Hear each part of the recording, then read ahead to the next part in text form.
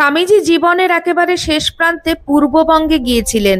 সেখানে তার সঙ্গে দেখা করতে আসেন সদ্য তরুণ হেমচন্দ্র ঘোষ, যিনি পরবর্তীকালে বেঙ্গল ভলেন্টিয়ার্সের মতন সংগঠন গড়বেন, যেখান থেকে উঠে আসবেন বিনয় বাদল দীনেশরা।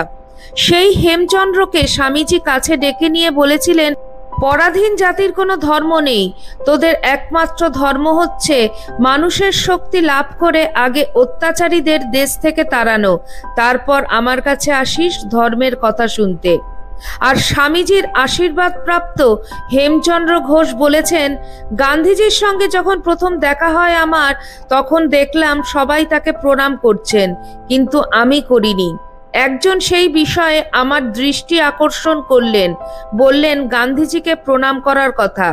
আমি বললাম, আমার এই দক্ষিণ হস্ত দিয়ে আমি স্বামী বিবেকানন্দের চরণ স্পর্শ করেছি, আমার এই দক্ষিণ হস্ত দিয়ে আর কারোর পা আমি স্পর্শ করতে পারবো না।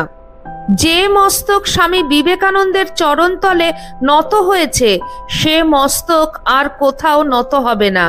আমার মাথায় পিঠে তার অগ্নিস্পর্শ এখনো লেগে রয়েছে।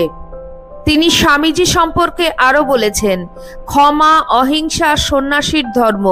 স্বামী বিবেকানন্দ নিজে অহিংসা ক্ষমার পরাকাষ্ঠা ছিলেন, কিন্তু তিনি তো সারা জাতটাকে গেরুয়া পরানোর জন্য আসেননি। স্বামীজি আমাদের বলেছিলেন, লুটেরাদের মেরে ছিঁচে দিবি, এই হলো বীরবাণী, বীর ধর্ম।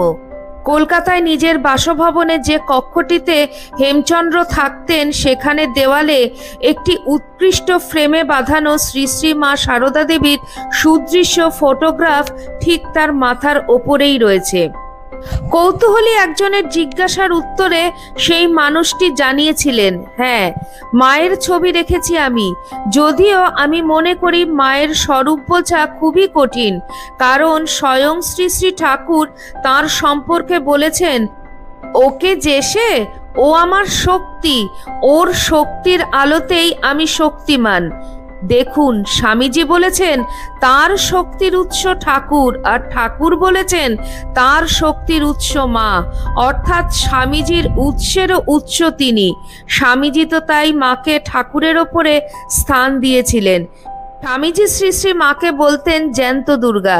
এমনিতেই দুর্গার যে বর্ণনা আছে তা কল্পনা করাই কঠিন, তার ওপর আবার জ্যান্ত দুর্গা। তবে কেন রেখেছি মায়ের ছবি মাথার ওপরে জানেন?